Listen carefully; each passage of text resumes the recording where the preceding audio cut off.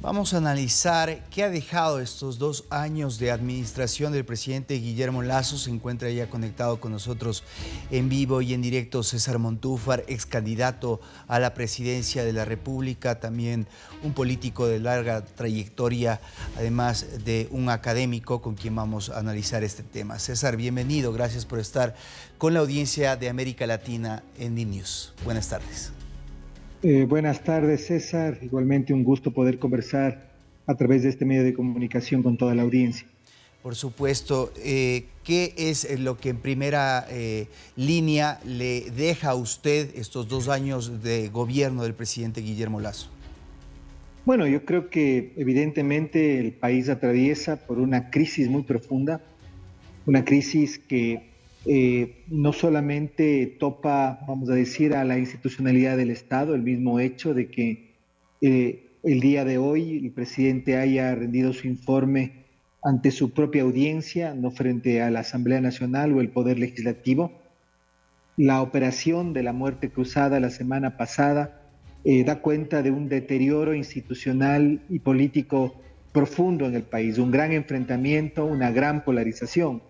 Creo que el presidente se equivoca cuando dice que ha utilizado un recurso democrático. La muerte cruzada no es un recurso democrático, es un recurso constitucional, está en la Constitución.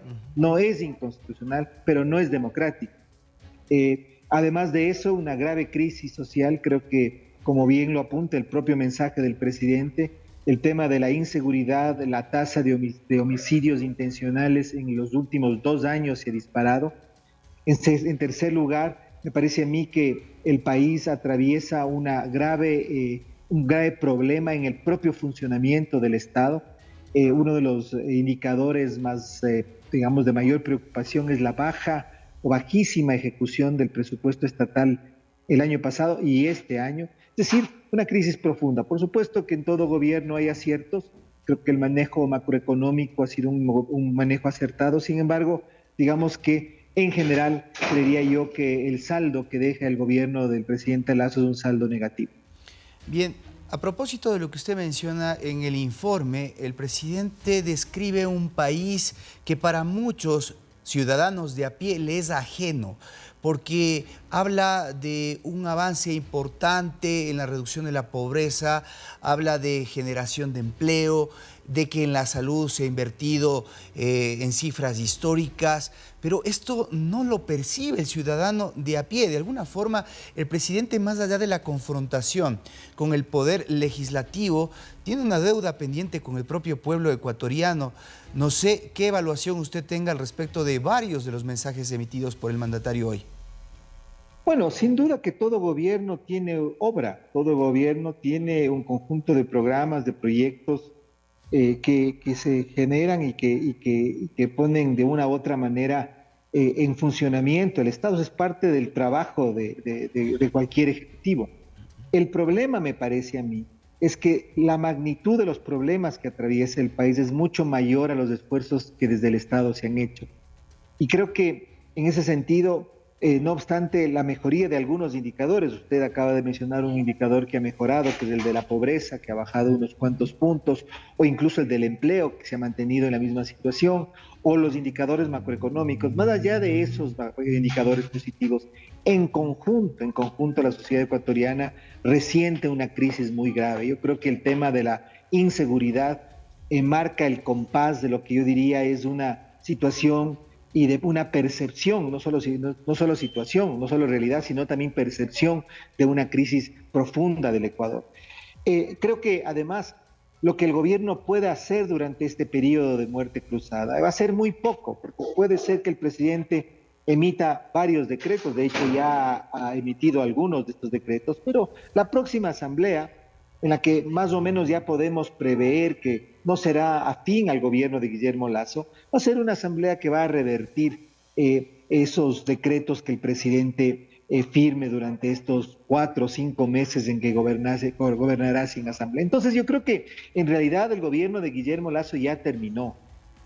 El gobierno de Guillermo Lasso en este momento, a menos que el presidente decidiera ir a la reelección y ganara esas elecciones, lo cual yo veo muy poco probable, podemos decir ya el gobierno de Guillermo Lasso con la firma de la muerte cruzada terminó y lo que tenemos en este momento es ya casi, vamos a decir, una situación de sí, funcionamiento del Estado sin asamblea, del Ejecutivo sin asamblea, pero que será revertida en el caso de que se instale una asamblea, que es muy probable, en donde el actual gobierno tenga una mayoría distinta a la del Ejecutivo actual. Entonces yo creo que esa es la situación. Creo que, por eso yo le decía, la crisis institucional a la que llevó la muerte cruzada no solamente implica el fin, la extinción de hecho de la Asamblea, sino la extinción política del propio gobierno. Esa es la situación que el país vive en este momento, y por eso es que yo vería allí una crisis profunda, que es la que el Ecuador en este momento atraviesa. César, ¿a qué atribuye usted este fracaso del gobierno de Guillermo Lasso? ¿Solamente a una férrea oposición o también hubo otros factores que dependían exclusivamente del Ejecutivo para poder tener éxito, no solo a nivel político, sino a nivel de la gestión administrativa del país? Mire, el Ecuador es un país hiperpresidencialista, es un país en el que el Ejecutivo, el presidente de la República, como ningún otro en América Latina, tiene amplias facultades para gobernar. No es, me parece a mí, válido el argumento de la obstrucción legislativa. Eso me parece a mí que en realidad lo que busca es justificar una situación en la que el gobierno desaprovechó, y el presidente Lasso desaprovechó algunas oportunidades de oro que tuvo para, cuando su popularidad era alta, cuando gozaba del respaldo de una amplísima mayoría de ecuatorianos, por ejemplo, cuando asumió la presidencia luego del proceso de vacunación, dos oportunidades que el presidente Lasso desaprovechó para, quizá allí, a través de mecanismos como consultas populares o a través de decretos ejecutivos, lograr generar cambios estructurales en el país. Me parece que ahí estuvo el problema. No hubo una lectura correcta del escenario político.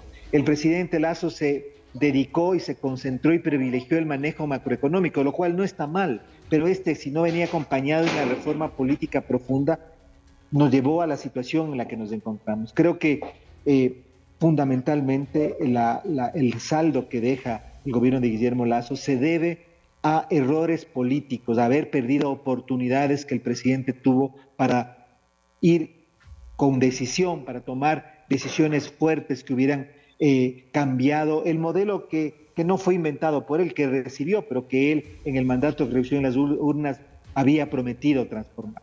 Muy bien, de aquí en adelante, ¿qué es lo que necesita el país? A sabiendas de que tenemos instituciones desacreditadas, tenemos esta polarización política, un nivel de violencia nunca antes visto en el país. En ese sentido, ¿cómo encarar estos siguientes 2 años que tendremos en una disputa sin duda alguna para elegir a quién será el sucesor para completar este periodo, y probablemente ese que se catapulte para poder plantear un nuevo proyecto político para los siguientes 4 años constitucionales? Bueno, yo creo que en este momento la pelota está en la cancha de las organizaciones políticas, que son las que van a designar a los candidatos que van a terciar en las urnas. Los ciudadanos no escogemos la papeleta nos viene hecha, y esa hechura la realizan los partidos y movimientos políticos. Si ellos nos ponen en la papeleta candidatos de pésima calidad, candidatos con un récord pobre e incluso delincuencial, si es que las organizaciones políticas le plantean al país más de la misma clase política que nos ha gobernado, los ecuatorianos y los votantes solamente podemos elegir entre los candidatos que están en la papeleta. Y por lo tanto, pueden ser unos mejores que otros o otros peores que los anteriores, pero en el fondo, en este momento, para el próximo año y medio que le tocará gobernar al próximo presidente y a la próxima asamblea legislar y fiscalizar, dependemos de lo que hagan los partidos y movimientos políticos. Bien, gracias César Montúfar por este análisis que hemos realizado al respecto del informe a la Nación propiciado por el presidente de la República y cuáles son los retos de aquí en adelante en este periodo que deja una gran incógnita. Vamos a elecciones a partir de este próximo mes de agosto y otra será la historia.